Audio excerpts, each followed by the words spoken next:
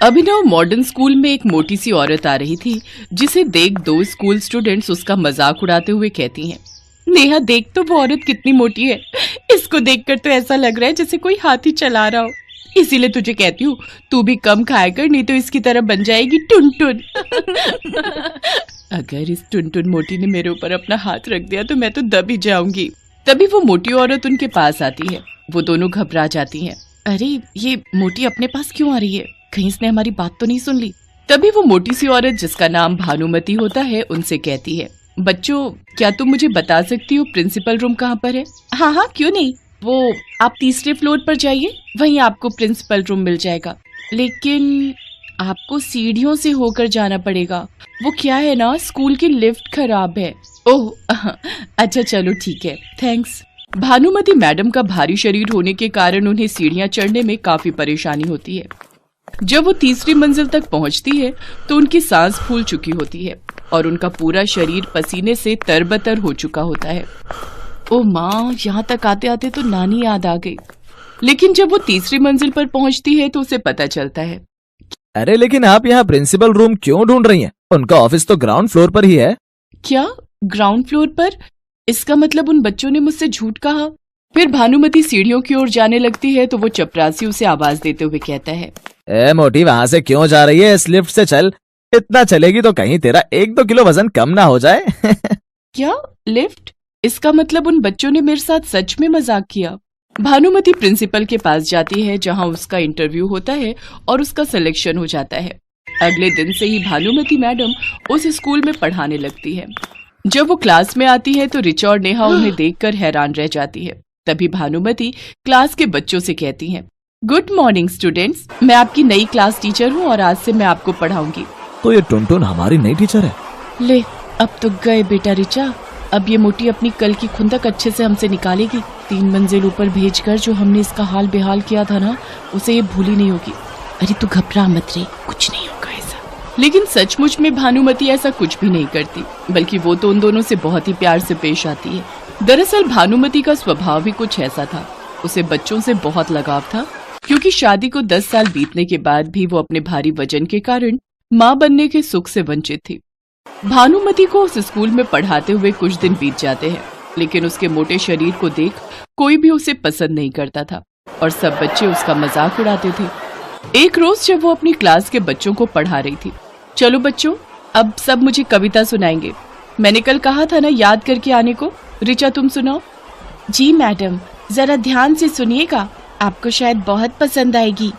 एक मोटा हाथी झूम के चला, मकड़ी के जाल में जाके वो फंसा।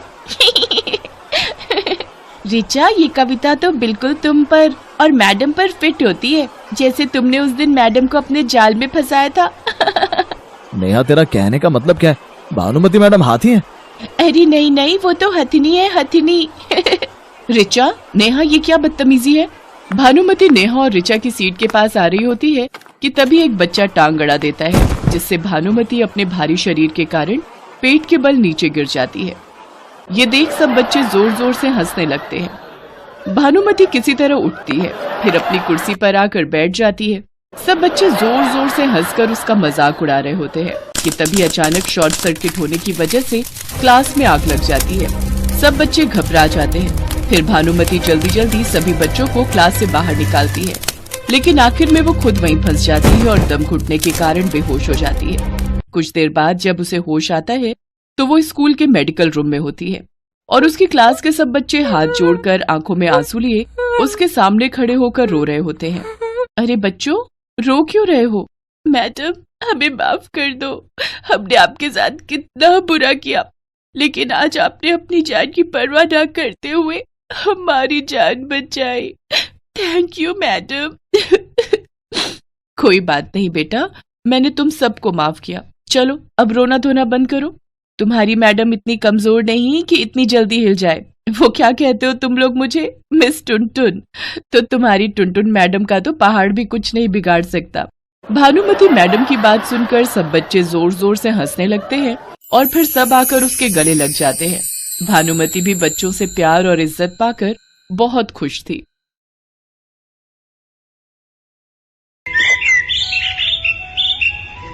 पारुल 10 साल की एक बहुत ही मासूम लड़की थी।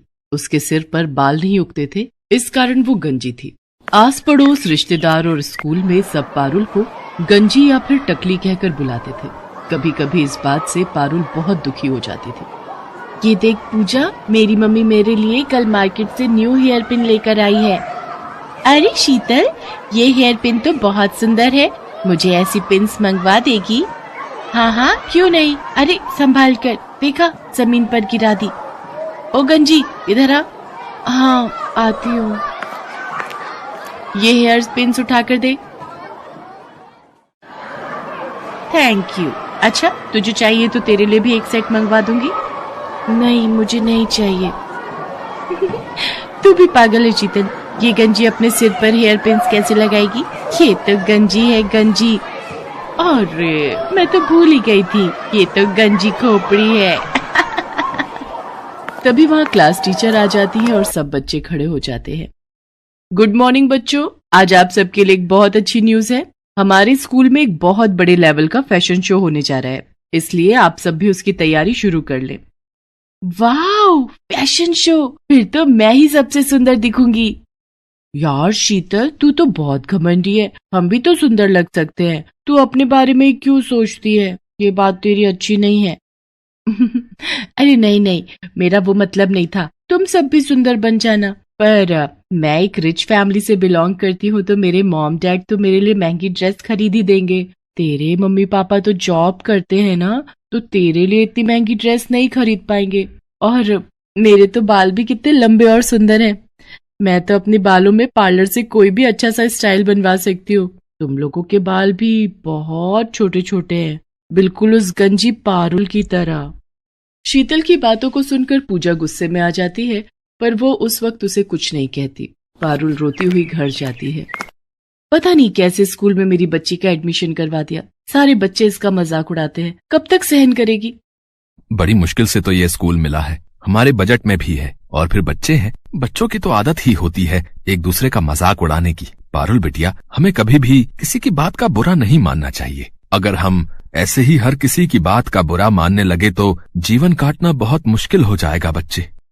अगले दिन पारुल स्कूल के लिए निकली, पर आज वो जिस रास्ते से जाती थी उस रास्ते से ना जाकर दूसरे रास्ते से स्कूल की तरफ चली जाती है। पर वो मन ही मन सोच में थी, पता नहीं स्कूल जाने का बिल्कुल भी मन नहीं हो रहा। मेरे साथ ऐसा क्यों हुआ? मेरे सिर पर बाल क्यों नहीं है? अगर मेरे सिर पर भी बाल होते तो मैं कितनी सुंदर लग, फिर मेरा भी कोई मजाक नहीं उड़ाता। तभी पारुल को किसी के बुलाने की आवाज आती है।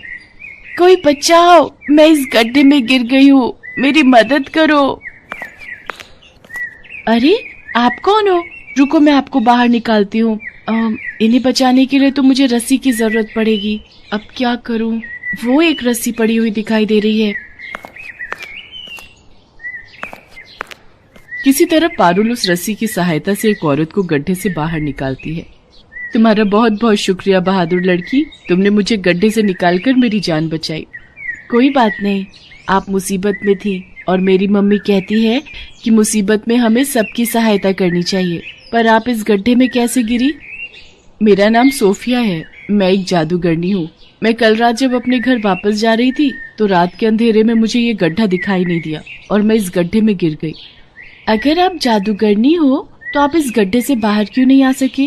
क्योंकि मेरा जादू सिर्फ दूसरों पर काम करता है, मैं अपने ऊपर अपने जादू का उपयोग नहीं कर सकती। तुमने मेरी सहायता की है, बताओ मैं तुम्हारी क्या मदद कर सकती हूँ? तुम्हें अगर मुझसे कुछ चाहिए तो मैं जादू से तुम्हें वो दे सकती हूँ। क्या आप जादू से कुछ भी दे सकती हो? हाँ बिल्कुल, तुम मुझसे जो भी मांगोगी और मेरे बस में होगा तो मैं अवश्य दूंगी। क्या आप मेरे सिर पर बाल उगा सकते हो? सब मुझे गंजी कहकर बहुत चिढ़ाते हैं। मेरे स्कूल में फैशन शो होने वाला है। बस इतनी सी बात, अभी लो।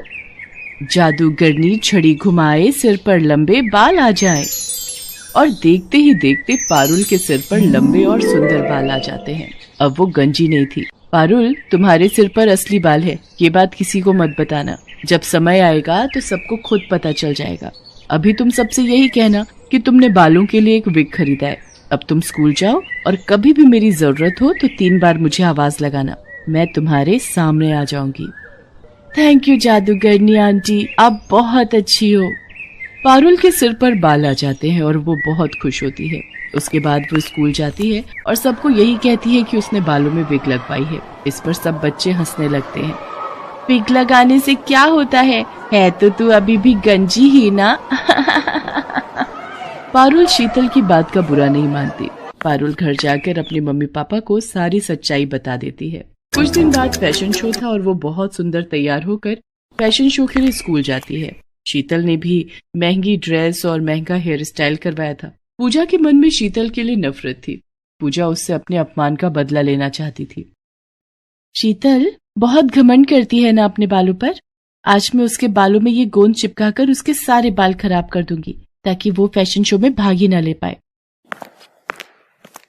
शीतल, तेरे बाल तो बहुत सुंदर लग रहे हैं, पर बालों में जो ऊपर पिन लगी हुई है ना, मैं उसको ठीक कर दूं?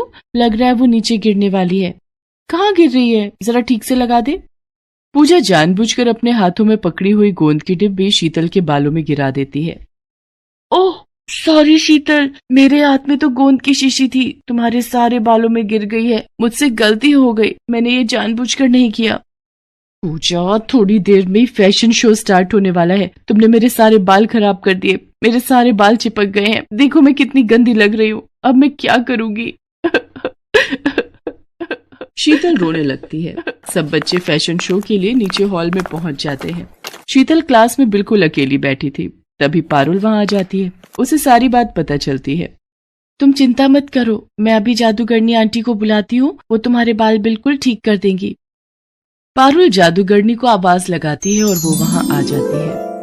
पारुल, शीतल ने तो हमेशा तुम्हारा मजाक उड़ाया है, फिर भी तुम इसकी मदद करना चाहती हो, पर इसके लिए एक शर्त है। अगर मैं शीतल के बाल ठीक करूंगी तो बदले में तुम्हें फिर से गंजा होना पड़ेगा। जादूगरनी आंटी, कोई बात नहीं, आप मुझे फिर से गंजा कर दो, पर मेरी दोस्त के बाल ठीक कर दो। शीतल पारुल की सारी बातें सुन रही थी। इसका मतलब पारुल के बाल असली हैं? इसने विग नहीं पहना? मैंने पारुल से कितनी नफरत की, उसका कितना मजाक उड़ाया, पर ये मेरे लिए फिर से गंजी होने को तैयार है। सचमुच मैं कितनी बुरी हूँ। पारुल कितनी अच्छी है। जादूगरनी आंटी, आप ऐसा कुछ मत करना। आप पारुल को फिर से गंजा मत करो। मैं फैशन शो में हिस्सा नहीं लूंगी। आप मेरे बाल ऐसे ही रहने दो। चिंता मत करो शीतल, मैं तो पारुल की परीक्षा ले रही थी। मैं ऐसा कुछ नहीं करूंगी। मैं तुम्हें सीख देना चाहती थी। कभी भी किसी से ईर्ष्या मत करना। ईर्ष्या करना बुरी बात है। पारुल, तुम सचमुच बहुत संस्कारी बच्ची हो। तुम्हारे माता पिता ने तुम्हें बहुत अच्छे संस्कार दिए हैं, इसलिए मैं तुम्हारे कहने पर शीतल के बाल ठीक कर देती हूँ। जादूगरनी शीतल के बाल ठीक कर देती है। मुझे माफ कर दो पारुल, मैंने हमेशा तुम्हारा मजाक उड़ाया। मेरी अपनी दोस्त पूजा मेरे साथ गलत कर गई। मैं सबको बताऊंगी कि तुम बहुत अच्छी हो। पारुल, अब मैं चलती हूँ। अब मैं कुछ समय के लिए यहाँ से दूर जा रही हूँ, इसलिए मेरा तुमसे मिलना नहीं हो पाएगा। मैं जब भी वापस आऊंगी तो तुमसे जरूर मिलूंगी। पारुल और शीतल दोनों मिलकर फैशन शो में हिस्सा लेती हैं। शीतल सबको पारुल के बारे में बताती है। शीतल ने पूजा से बात करना बंद कर दिया था, क्योंकि पूजा ने जानबूझकर बहुत बड़ी गलती की थी। उस दिन से पारुल और शीतल दोनों अच्छी दोस्त बन जाते हैं। पारुल ने हमेशा दूसरों की मदद की, और जो दूसरों की मदद करता है हमेशा